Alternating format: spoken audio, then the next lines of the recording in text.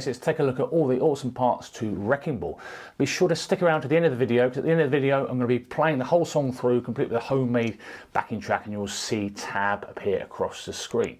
Okay, so this one's in the key of F major. You're going to want to put a capo on fret 3 for this one, and also detune this string here, this E string here, down to a D note. So it's drop D tuning, and what that does, give you that awesome kind of open D, sort of drop D tuning there. It sounds awesome, okay?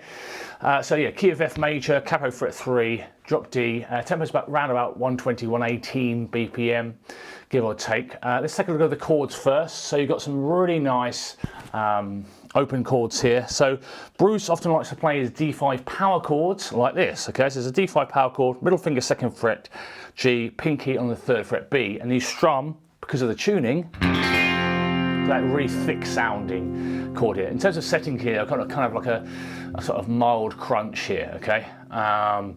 So that's your D5 power chord. Now because of the tuning, he's not going to play a full G chord, he's going to play a G over B chord. There's quite a few videos on this. So basically you can leave your pinky there and then put your middle finger to the A string and block out the low E, and that's a G over B chord. So it's still a G, considered a G chord, okay? And then you've got a B minor chord. Often these kind of B minor, C sharp minor, probably just playing the middle 4 strings on the whole. But basically, yeah, normal B minor chord, you'd bar from the 2nd fret, 3rd finger 4th fret D, pinky 4th fret G, and then middle finger 3rd fret B. So that's your B minor chord. And then you've got an A major chord. Bruce often likes to play it like this, where he's just using your 1st finger to bar the D, G and the B strings, and middle 4 strings for this one. Okay, now you've got an E minor 7 chord, again because of the shape looks sort of different to your normal E minor 7 because of the tuning. Okay, so middle finger 2nd fret low E, and then 3rd finger 2nd fret A string. Now an A7 sus4, which Bruce does use quite a bit, sounds awesome. Middle finger 2nd fret D, pinky 3rd fret B, and then leave your middle finger there, and then 3rd finger, ring finger on the 2nd fret of the B. We've got A7. Now in the middle 8 section, not the middle 8, the 4th verse, you know, the hard times come, hard times go, I think he plays the G5 like this. He plays a G5 like this. So this is G5 power chord. 3rd finger, ring finger on 1, 2, 3, 4, 5th fret, then index finger on 1st finger on the 3rd fret of the B. And block out the A string. So that's a G5 chord. And then I think he's also doing, watched quite a few videos on this, a D over F sharp chord. This is just in the hard times go, the 4th verse bit. 1st finger 2nd fret G, ring finger 3rd finger 4th fret low E string. So that's a D over F sharp chord. Yes, you've got 1, 2, 3, 4, 9 chords there, okay? So it's not too bad. And pretty much, you want to get used to this strumming pattern you can use throughout the whole of the song. He may well vary it, especially live. He does, it's quite a bit different, I think, live than on record, especially Neil's part. So again, if you want any other parts of, for this song, I've put 3 guitar parts in the tab. So if you want it in PDF format or Guitar Pro format, all the stuff that you can hear the backing track.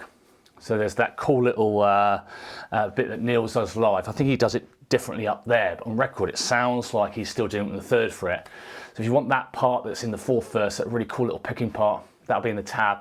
And then also the kind of the real the start of a lot of the choruses and breaks and stuff. So, and that's in standard tuning, I think. So yeah, so I've transcribed 3 parts. If you need any questions about how to get the files, get instant download off jsmusicschool.co.uk, either via the store there or via codes if you're a subscribe star.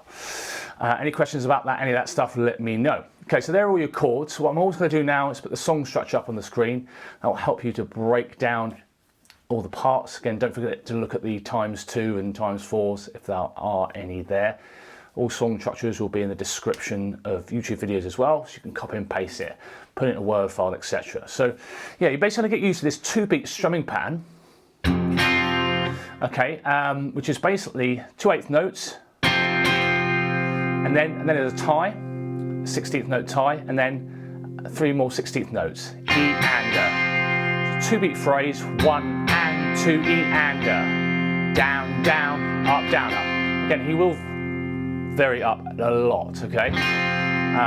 Even on the record, you can tell he probably maybe does something a little bit more strummy in the break sessions, those fast bits, but this will work all the way through. 1 and 2 E and so it's a 2-beat pattern times twice. 1, 2, 1 and 2 E and 3 and 4 E and. So that's your intro. Just do 2 bars of that. I tend to be doing the bass notes on the first strum and the trebly strings on the second strum.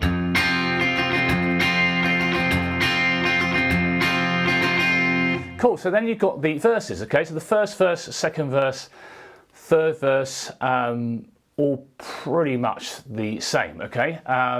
So you've basically got 2 bars of D, 2 bars of G over B, 2 bars of B minor, 2 bars of G over B, and that 8-bar phrase is done twice in the first verse, the second verse, and then the third verse, okay? So let's take a look at the 4th verse now. So the 4th verse is just slightly different. So this is where it's a bit longer. You've got that, hard times come and hard times go, all that sort of bits. It's got some slightly different chords. So basically what you've got here is 2 bars of D5.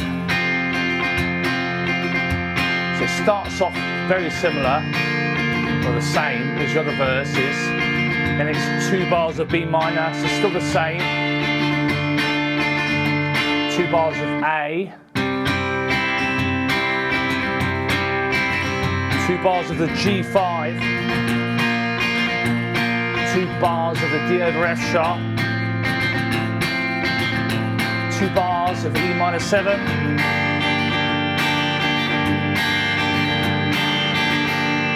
okay, and then basically what you've got at the end of that, you might want to change the strumming pattern, so you're just doing 8th notes, which matches with all the other instruments, 1 and 2 and 3 and 4 and.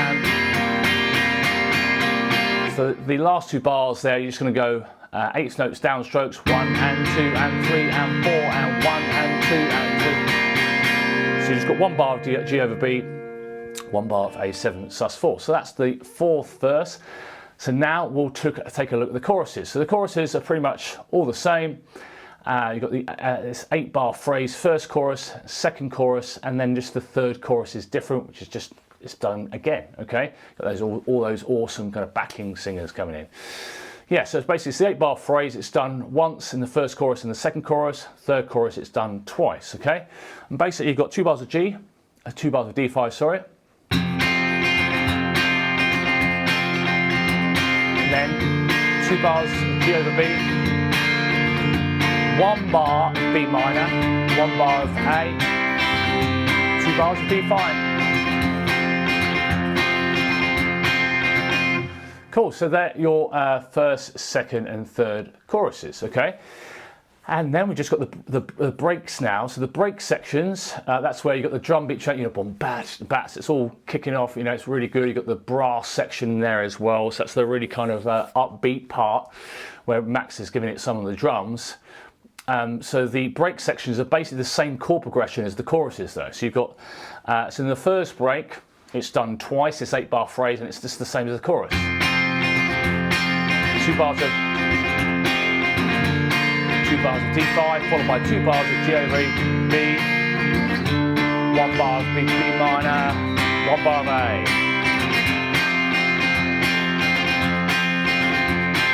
And it's done twice in the first break. The second break, it's only done once. Okay, and that's going into that nice quiet third verse, which builds up. And then in the third break, it's done 4 times. This is pretty much the outro. It's done 4 times. And the very last time, what you're going to do is just do single strums on that last line, which I've put on the song structure. So the last line, round 4 of the third break will go.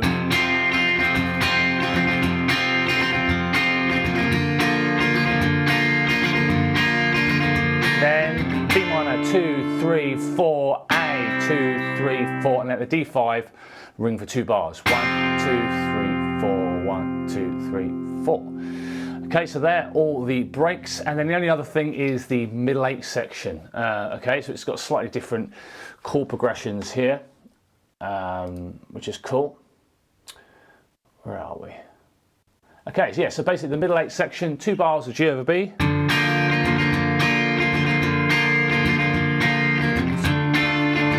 bars of B minor, 2 bars of E minor 7, 2 bars of G over B, 2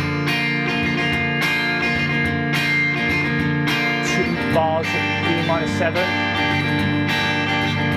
then 1 bar of A7 sus4, 1 bar of A7.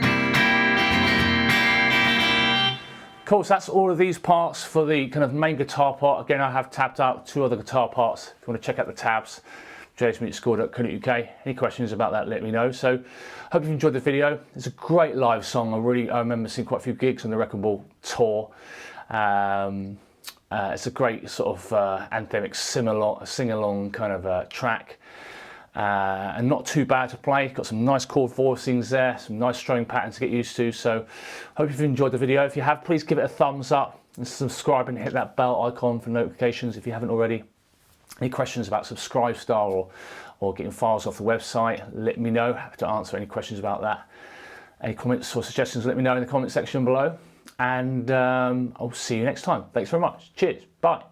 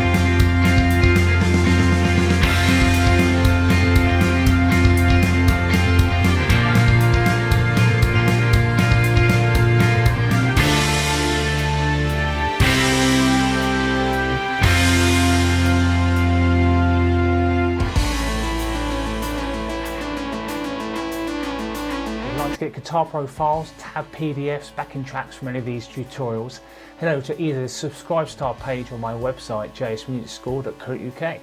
Remember to subscribe and hit that bell icon for notifications. Thanks very much, see you on the next one.